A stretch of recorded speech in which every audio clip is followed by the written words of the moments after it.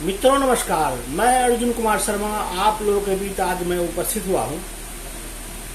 जैसा कि हम आए दिन देखते हैं अपने देश में भ्रष्टाचार कितना भी प्रयास किया जा रहा है, लेकिन भ्रष्टाचार रुकने का नाम नहीं ले रहा।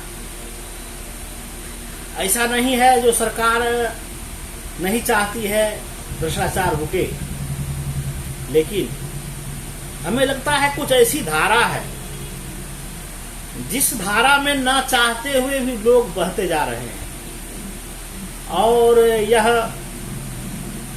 भ्रष्टाचार की जो धारा है वह पूरे देश को कहीं न कहीं उसके गति को रोकने का काम कर रही है। तो आज मैं इसी भ्रष्टाचार पर कुछ चर्चा करूंगा आप लोगों के बीच। तो आखिर भ्रष्टाचार कैसे कम किया जाए, भ्रष्टाचार को कैसे रोका जाए। तो जब हम भ्रष्टाचार की बात करते हैं तो भ्रष्टाचार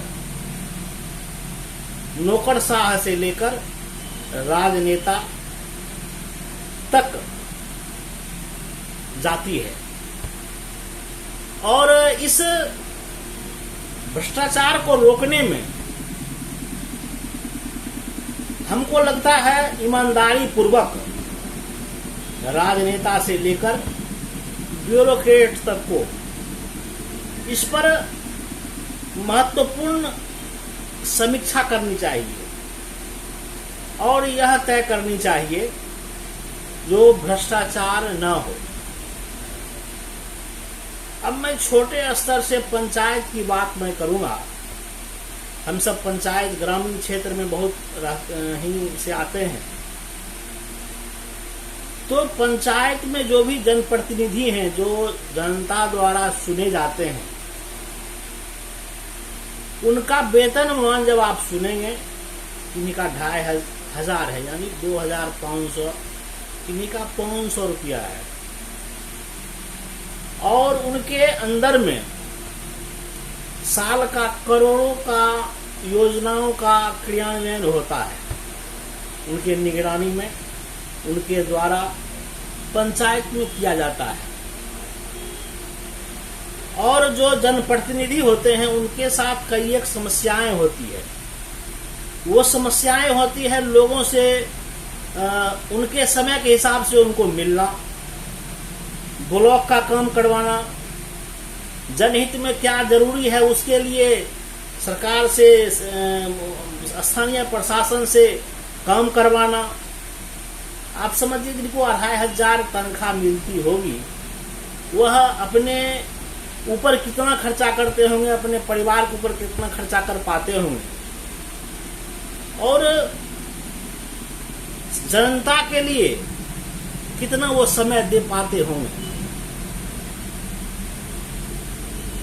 तो हम जब यहाँ देखते हैं तो हमको लगता है सरकार जिसको करोड़ों करोड़ का योजनाओं का क्रियान्वयन करने का अधिकार देती है, उनके अंदर में काम बेहतर हो, इसके लिए जवाबदेही देती है, तो उनको सम्मानित वेतन नहीं मिलता है। यानी उनको सम्मानित, जो हम कह सकते हैं एक खर्च मिलनी चाहिए, घर से ब्लॉक तक जाने का, पंचायत में घूमने का, विभिन्न लोगों से का समस्या दूर करने का, और साथ ही पंचायत के कार्य को भ्रष्टाचार मुक्त करवाने का। दूसरा है जो पंचायत के प्रतिनिधि जिनसे काम करवाते हैं, जिन अफसरों से उनके द्वारा काम होता है, उनके द्वारा भी पंचायत के कामों में कमीशन लिया जाता है।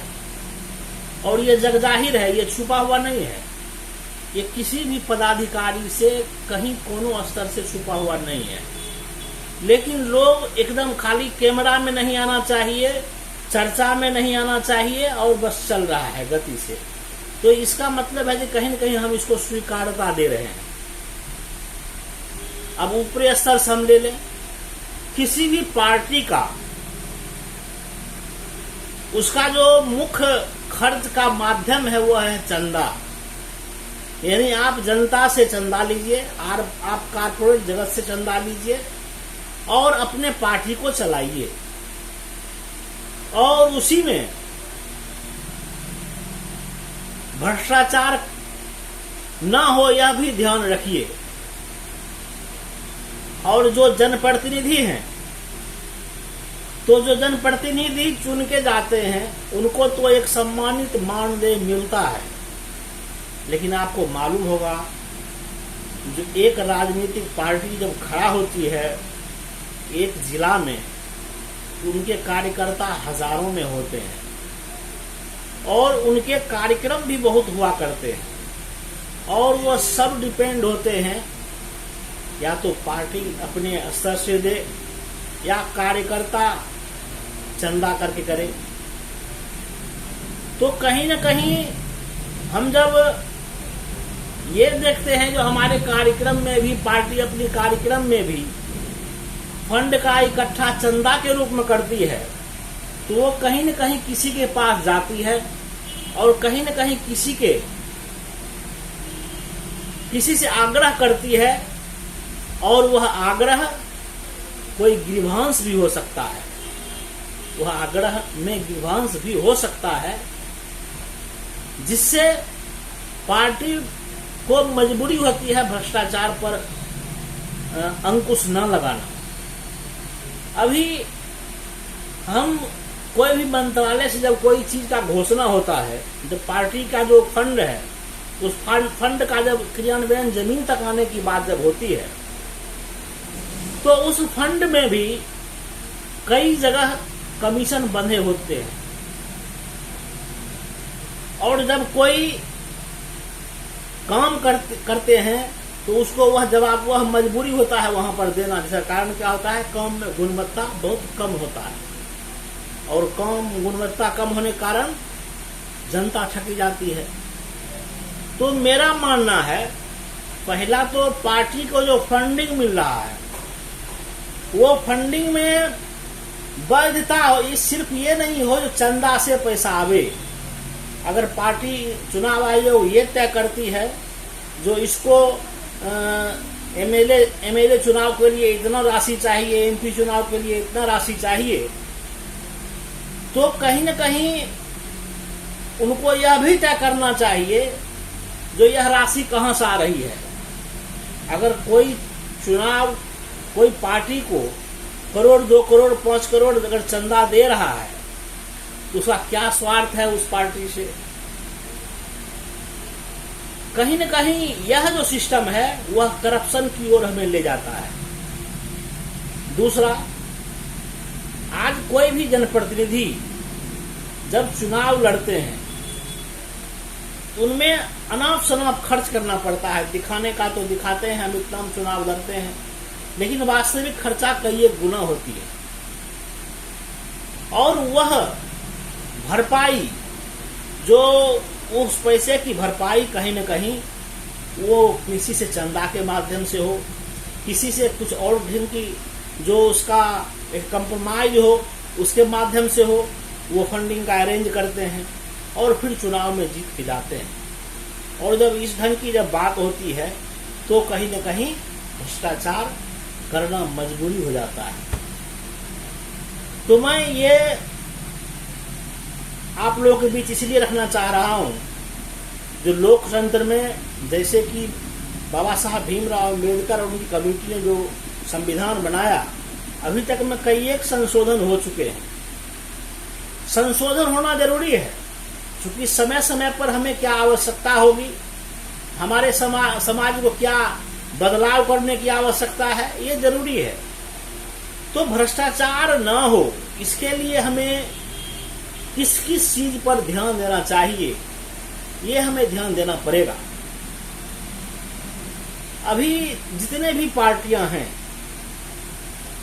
वो सरकारी कार्यक्रम हो या प्राइवेट कार्यक्रम हो, अगर कोई पद पर वो हैं तो वो सरकारी खर्च से ही वह कार्यक्रम कर लेते हैं।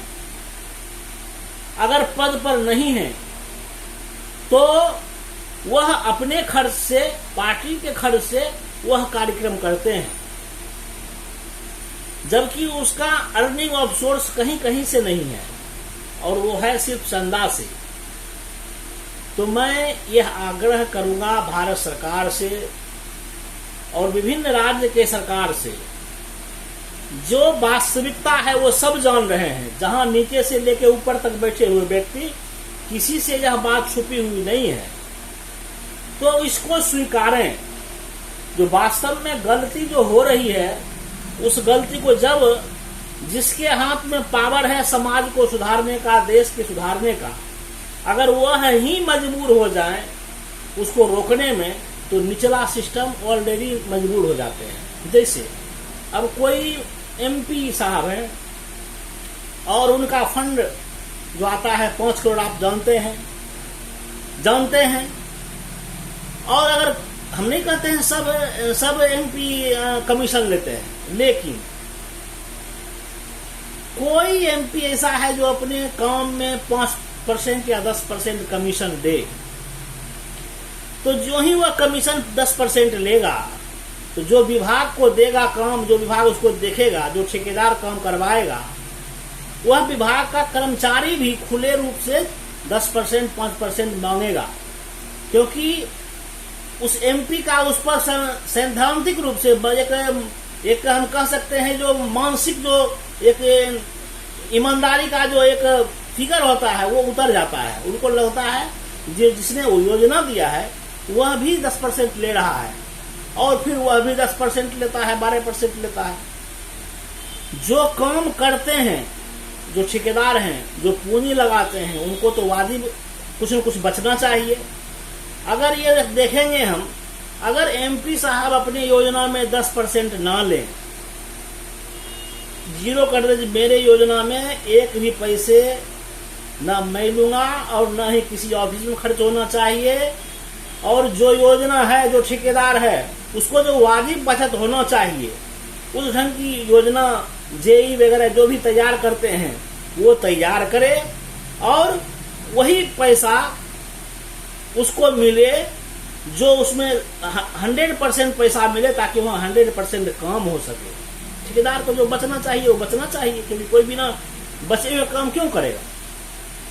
चूंकि आप कोई सरकारी कर्मचारी है, उनको भी वेतन मिल रहा है, कोई एमपी है तो उनको भी फंड, उनको भी सरकार के सभी सुविधाएं मिल रही है।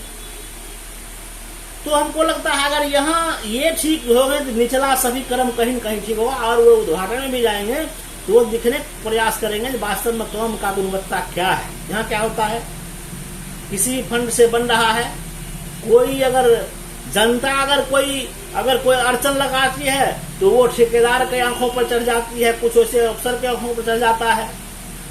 अगर फंड देने वाला ही टाइट हो जाए तो भ्रष्टाचार नीचे में नहीं होगा। उसी तरह ऊपर के भी जो व्यवस्था है उसको भी सोचना पड़ेगा।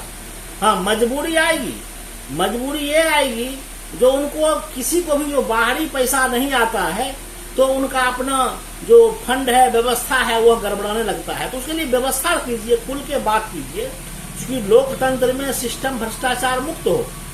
अब कोई योजना 1000 करोड़ का है और भ्रष्टाचार के कारण उसमें से 500 करोड़ 400 करोड़ भ्रष्टाचार के गाल में चल जा रहा है, तो वह भी तो सरकार खजाना से जा रहा है। लेकिन अगर उसी में अफसर को या जनप्रतिनिधि का वेतन बढ़ा देने से, उसका लगता है वेतन हमको कम मिल रहा है, उसको बढ़ा देने से, अगर हमारा 450 करोड़ के बनिस्पत हमारा अगर 50 करोड़ मात्र हम बांट देते हैं, तो अगर 1000 में 450 करोड़ का काम हमारा सही हो रहा है तो हमको वह कदम उठाना चाहिए। क्योंकि भ्रष्टाचार जब तक ईमानदारी पूर्वक सभी मिलकर भ्रष्टाचार पर प्रहार नहीं करेंगे तब तक भ्रष्टाचार नहीं मिटेगा।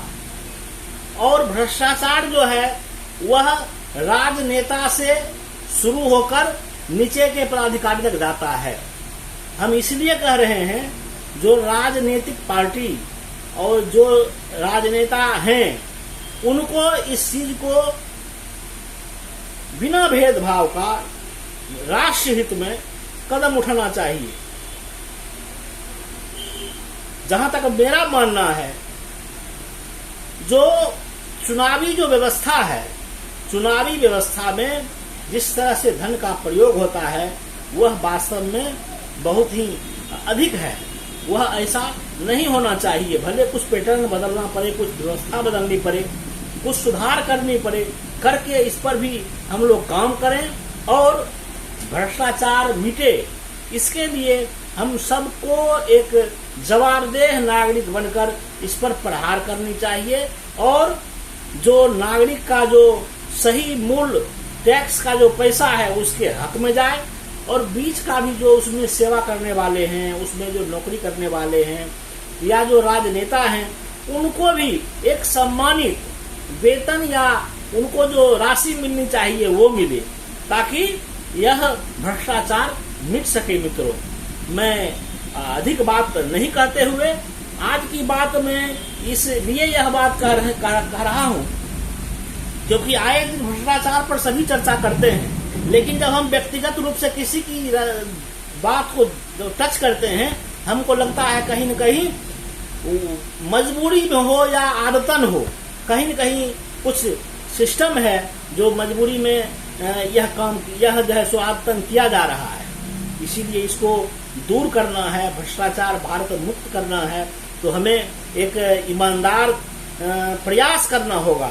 ईमानदार प्रयास तब संभव होगा जब सभी समाज के सभी वर्गों का, सिस्टम में बैठे सभी ऑफिसरों का, राजनेताओं का, सभी का आपसी कॉम्बिनेशन हो और यह सभी का सामूहिक एक शपथ पत्र हो जो हम भ्रष्टाचार नहीं करके देश के पैसे को जनता के हक में सही रूप से हम उसको निभाने का काम करेंगे, तभी जाकर यह भ्रष्टाचार खत्म होगा। क्योंकि मन का जो एक विकृति है वही भ्रष्टाचार को पैदा करता है और मन के विकृति को रोकना ये सबके बस में नहीं है। जब तक आप अपने मन पर बस न करें तो हम चाहेंगे जो यह सिस्टम है, भारत एक हमारा आध्यात्मिक देश है, भारत ने पूरे दुनिया को ज्ञान देने का काम किया है। भारत के एक ऐसे जो विश्व गुरु कहलाए भगवान बुद्ध ऐसे ज्ञान दिए जिन्होंने जीवन को परफेक्ट कैसे जिया जाए वो उन्होंने दर्शाने का काम किया। तो मैं ये कहूँगा इस भारत को भ्रष्टाचार हम मुक्त बनावें और हम में जो बुराई है उस बुराई को क्रमबद्ध तरीके से कहीं न कहीं हम रोकने का काम करें। और जब हम उस बुराई को रोकने हम अपने बुराई को रोकने का काम करेंगे तो कहीं न कहीं समाज का हमसे ही सही सुधरने का प्रयास और अवसर मिलेगा। और ये हम सब की जवाबदेही है जो इस देश को स्वच्छ और सुंदर बनावे। आज अगर शराब मिल रहा है कहीं, आज अगर अनैतिक कहीं पर लूट मार हो रहा है, आज कहीं कुछ भी हो रहा है, उसकी इस जड़ में भ्रष्टाचार है। इसलिए इस भ्रष्टाचार को हम सबको मिटाना होगा और भ्रष्टाचार को मिटा के इस देश को एक समृद्ध और सशक्त भारत बनाने का हमको प्रयास करना पड़ेगा। और इसमें जो हमने बताया, जो पार्टियों को जो फंड होता है वह हो न हो सरकारी खजाना से देना पड़े, लेकिन उसको एक रूल नियम के तहत फंडिंग मिले और उसी में उसको काम चले, ताकि वह ऐसे डोनेशन पर भी आधारित न हो, ताकि वह डोनेशन लेके उसके हक में काम करे। यह भी भ्रष्टाचार का मूल वजह हो सकता है। इसीलिए हम सबका प्रयास रहेगा भ्रष्टाचार मुक्त भारत हो, भ्रष्टाचार से हम सब एकजुट होकर लड़ें और इस देश को समृद्ध और शक्तिशाली बनावें। जय हिंद, जय भारत, नमस्कार।